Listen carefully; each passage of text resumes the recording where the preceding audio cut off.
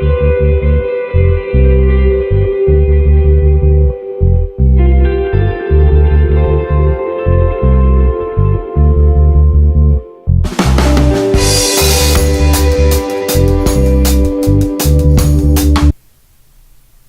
starting part 2, chapter 3, but just a note on the previous video, I've never seen tables levitate, but I have seen other things move, and I have seen other things materialize out of thin air. I didn't see it just pop in and out of existence, but I've had found things or had things placed different areas,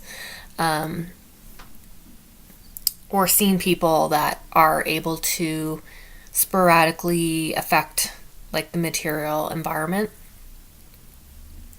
And I guess that's what I want to add about the whole table floating phenomenon. I have heard knocking sounds. I never had it happen long enough or didn't have the knowledge to start communicating to try to get some intelligent communication out of it, but just thought I would add that because there are some differences between individuals and between spirits, of course, and between these lineages between the classical and Kardec spiritualists and what was seen back in the day, back in like the 1800s and 1900s. Like nowadays, when you go to a misa, you're not going to really see like that ectoplasm coming out of people's mouths and stuff like that. I'm not saying it's impossible, but we just don't tend to have the same type of these materializing. Not that I've seen anyways, if other spiritists want to comment about such occurrences. So we're getting into visual manifestations here. Getting into, actually that might be the next chapter. This is getting into theory of physical manifestations, movements and lifting, sounds, temporary increase and decrease of the weight of bodies. And I don't know if you've ever done that, like the light as a feather, stiff as a board thing with fingers when you were children. Maybe that also factors into this.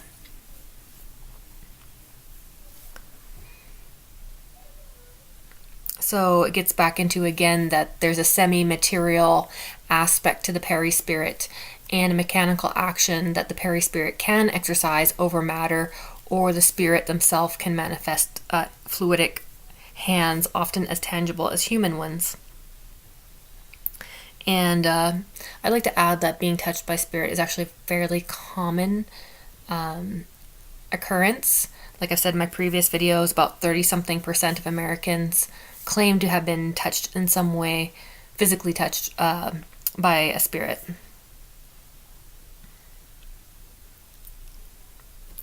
Is a medium needed, or can a spirit act alone to do this? It's pretty much thought that there needs to be some kind of human to be able to do this. I mean, it at least requires one to observe this action, tree fall in the forest type of thing. But one of my favorite mediums, Amy Allen of the Dead Files, she goes into how this can be also a poltergeist action, meaning not a poltergeist spirit, but by the unconscious emotional state of humans who have this materializing ability, but it's kind of like unconscious, affect their environment to make, cupboards slam, etc. And I have seen a spirit roll a vase with flowers on it across the table and smash it after it had knocked it over a couple times. And there was no wind or any reason for that. And it was a stable table.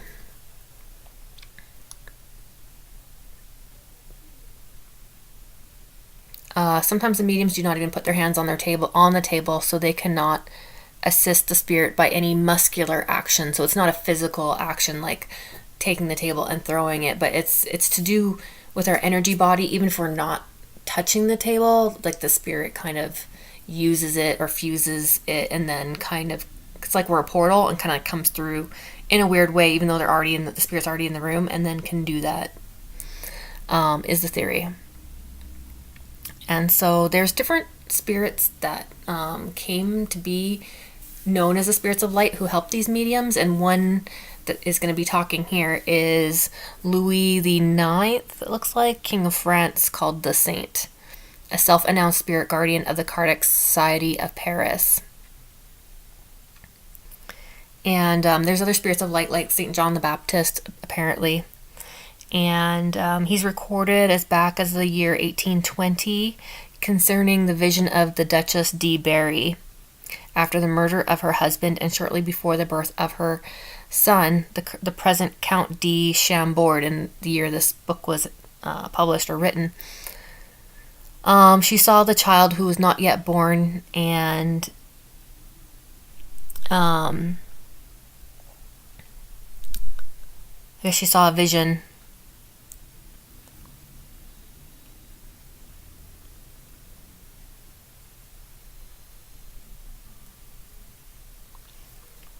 So he answers some questions here, so the mediums put some questions to the spirits who answered them. And he's talking here, St. Louis. Is the universal fluid an emanation of the divinity? No. Because they're talking about the perispirit, so there's perispirit fluid, and then there's universal fluid. So the universal fluid is more from divinity, and then out of that comes the perispirit.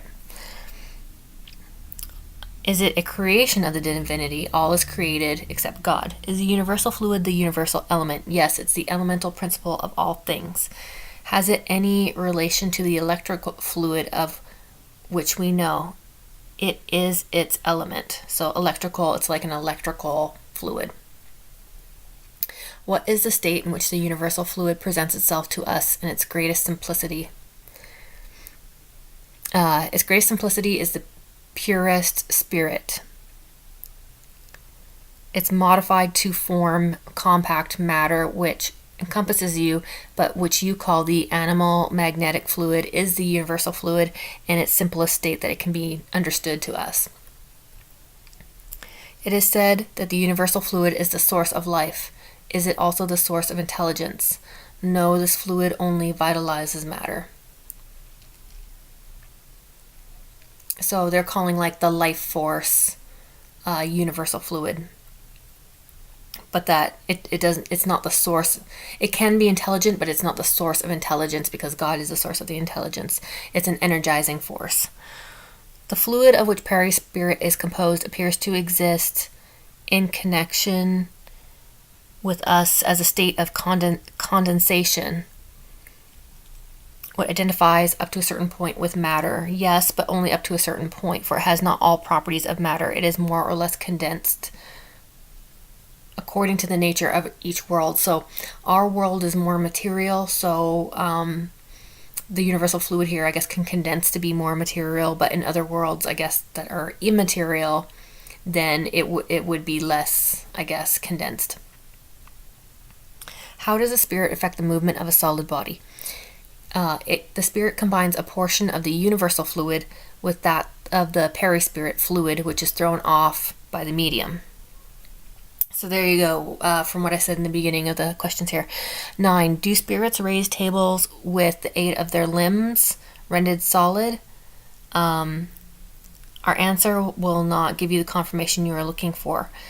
So basically, I can give you the answer already, is that the spirit does not need to make hands to throw a table, basically. They just use the energy to do it through the medium's energy. When a table moves under your hands, the spirit who is acting upon it draws from the universal fluid by the means of vitalizing the table. The table being prepared, the spirit can then move it under the influence of their own fluid and will. When the mass is too heavy for the spirit, he calls other spirits on the same degree, I guess, or elevation of himself. On account of his ethereal nature, a spirit cannot act upon gross matter without an intermediary, that is to say, without the link that unifies spirit to matter, and this link is what you call the perispirit, which gives the key to all the materialized spirit phenomenon. So basically, it needs the perispirit of a medium to be able to do these things. or certain people need to be in the room who are mediums for the spirits to be able to do these things. When a spirit calls other spirits to his aid, are they his inferiors under his orders? They are almost always his equals, and they almost always come of their own accord. 11. Are all spirits capable of producing phenomenon of this kind? The spirits who produce effects of this kind are always inferior spirits who are not entirely disengaged from material influences. So they're saying that because they do material action and they do materializing, then they are lower because they more identify with material acts and things. Could higher spirits do this if they wanted to as well? They have moral force and others have physical force. When they want to do something physical, then they will make use of those who can do that. They make use of inferior spirits, just like you would make use of porters. So just like you might hire someone to carry your bags, these higher spirits can make use of lower spirits if they want to do something like this. So it depends on the condition of our world, but also that it varies in the same world according to the state of the individual and spirits who are advanced morally to some degree or other. Spirits of lower degree. This is why low spirits retain terrestrial illusions for a long time. They think and act as if they are still in the flesh. They have the same desires or sensualities as humans. The grossness of perispirit, giving it more affinity with... Okay, continuing.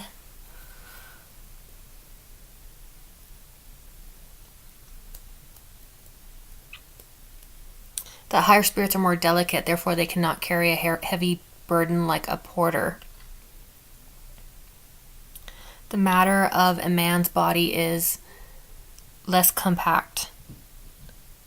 The perispirit is to the body of a man in density in proportion to the spirit's inferiority. So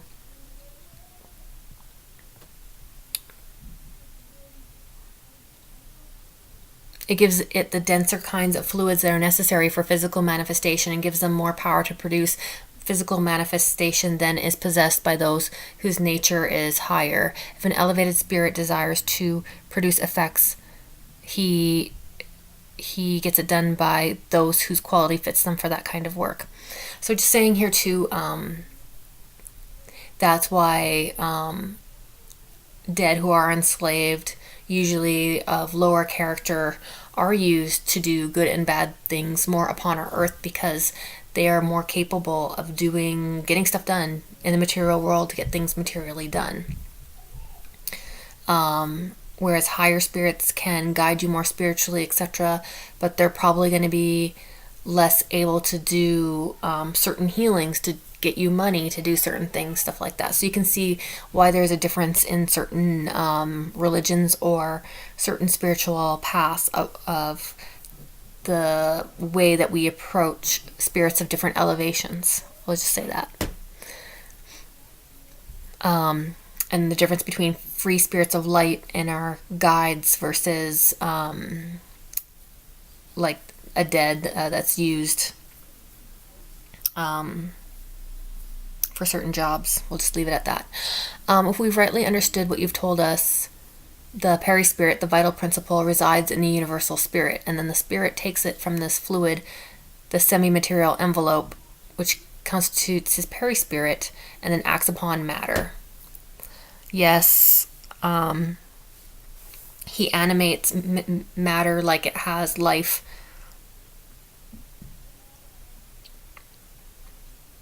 And spontaneously will obey the intelligent being that employs it.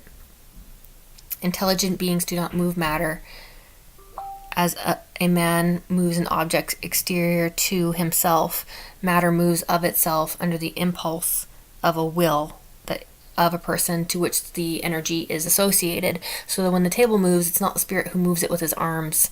Is a temporary energized matter at the table that obeys the will communicated to it by the spirit. So you can see how that's a really fancy way of saying what I just said in the beginning. So what part does the medium play in the production of this phenomenon? I have told you So this is like really annoying. They keep asking the spirit the same thing. It gives it like the same answer. The fluid of the medium is combined with the universal fluid accumulated by the spirit, and the union of these two fluids, of the animated fluid with the universal fluid, gives life to the table. But this is only momentary. It ceases with the cessation of the spirit action which produced it, and often before the cessation of that action, if the supply of the energy or fluid becomes insufficient to maintain the action or the movement of the object. Can a spirit act on matter without the joint action of a medium? It can, without the medium being aware of it. Many people serve as auxiliaries to spirits without them suspecting it. The spirit draws this energy from them as from a well, the animalized fluid he requires. And this is why with a medium, as you understand, it is not always necessary for the medium to be aware of the phenomenon or to agree to it or to want to do these things. And it says, especially in the case of spontaneous phenomenon. So that's the difference between a trained medium and an untrained medium, is that the untrained medium will have spontaneous phenomenon randomly or uncontrolled in their life.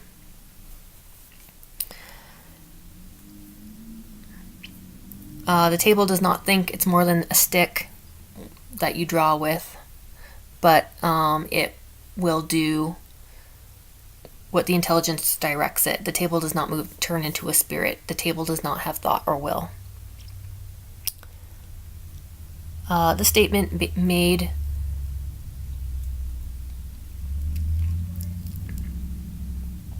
that the spirit draws from them as if from a well, the fluid that they have sometimes been seen putting back the energy at the end of the seance into the brain and spinal mechanism from where they had drawn it. The subtle substance in question, when you can see it, presents the appearance of a sort of vapor. And that's kind of interesting to me because of, our spinal fluid, and also the use of our water cups, etc., as water is a medium between gas and solid states. The spirit is the cause, the fluid is the instrument, or the fluid of the medium. Both are necessary. What part does the will of the medium play? Calling spirits and secondarily giving them the impulsion by the fluid. Is the action of the medium's will always indispensable? It adds to the powers of the spirit, but it is not always necessary, because a movement can take place against and in spite of the medium's will, which is proof that there is another intelligent cause at work independent of the medium.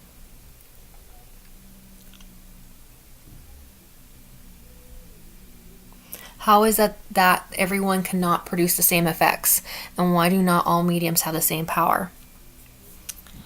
Depends on the easiness which the combination of fluids can be affected, because there's some kind of match, I guess, between the type of spirit and the type of fluid that the medium has and how much they have. We are sympathetic more or less with the discarnate spirit, or alike or not as alike.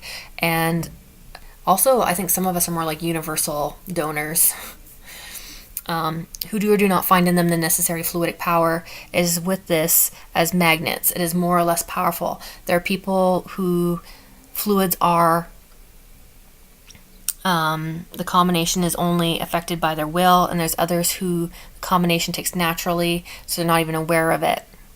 And so they serve as mediums without even being aware of this action from themselves. Magnetism is undoubtedly the principle of spirit phenomenon, but not in the way generally supposed, for there are very powerful magnetizers who cannot move the smallest table. And then there are people, even children, who cannot magnetize, yet by only placing their fingers on a heavy table can make it move. And so the medium's power is not always proportioned to the magnetic power. Are people who are called electrical regarded as mediums? These people draw to themselves the fluid necessary for the production of the phenomenon and are not able to act without extraneous help. They are not mediums in the sense, but it's quite possibly the spirit may also assist them and make use of this.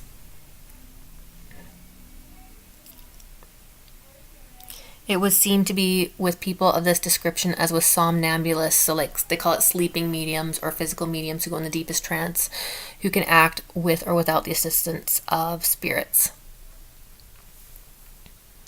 So I guess these type of mediums draw on or act on other power to be able to power their mediumistic ability. The energy that spirit uses on a table penetrates the object. How does a spirit manage to knock on a material object?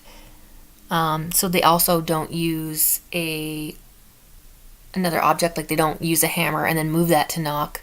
They don't actually use their hand to make a spirit hand and knock. They actually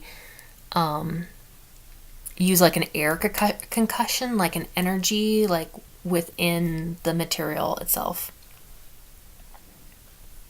And they can even make the sound in the air without actually even wrapping on like a solid object.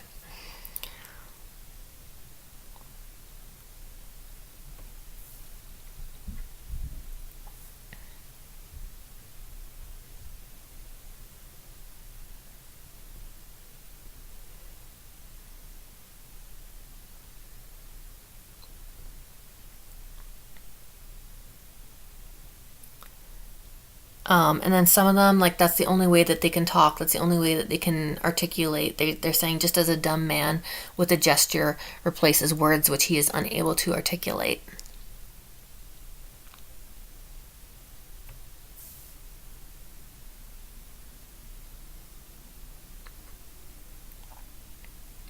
And that we can overcome certain forces and natural forces, like how things are able to overcome gravity by impulsion engine. A bullet momentarily surmounts that force or friction, I guess you could say.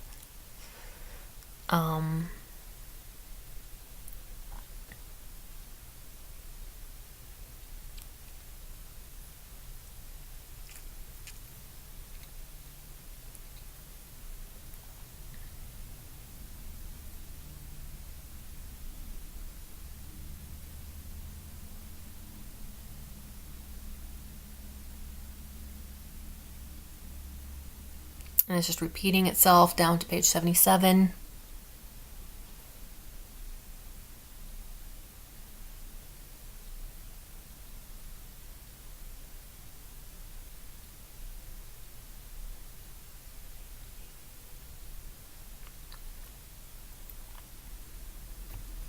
And they're just using like the signs of the time, talking about like engines and air pumps and etc. I like to use the metaphor like you can't see the air, but you can feel it, or you can observe that it can move leaves, for example.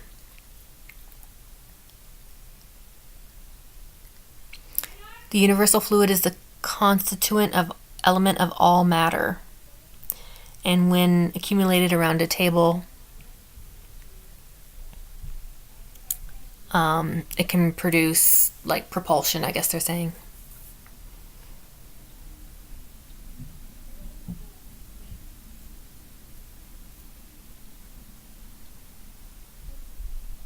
And they've seen things like a pencil levitate and leave a mark on the ceiling. Again, repeating things from previous chapters.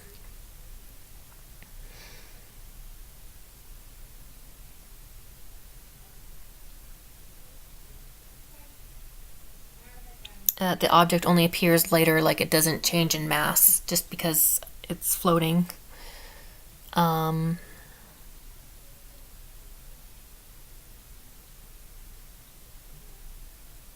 Or how if something's magnetized, it can appear heavier, but it's not. It's just the forces.